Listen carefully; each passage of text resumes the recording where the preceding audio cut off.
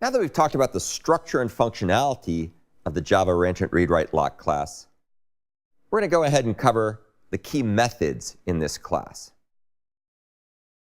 WriteLock and ReadLock are the key methods, which in this case are factory methods, defined by this class. The WriteLock factory method returns the underlying writer lock that's used for writing threads. Likewise, the ReadLock factory method returns the underlying reader lock that's used for threads that want to read. These objects are initialized by the class constructor, as we saw earlier. As I also mentioned briefly earlier, the WriteLock and ReadLock classes implement the lock interface, and therefore they provide to users, client programs, methods like lock, unlock, try lock, time try lock, lock interruptibly, as well as the new condition method. And these are all methods that you would expect to find on lock, such as a reentrant lock.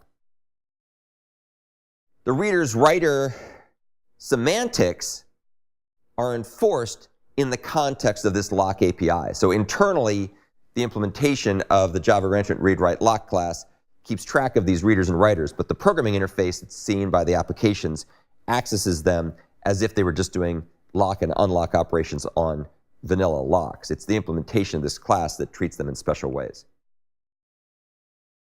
The methods defined on ReentrantReadWriteLock also support a number of interesting properties.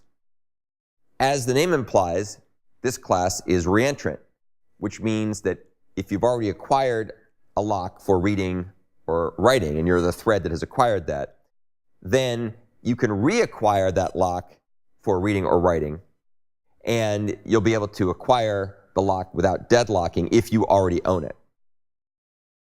There's also the concept of lock downgrading, which is a way for the system to be able to grab a write lock and then atomically downgrade it to a read lock.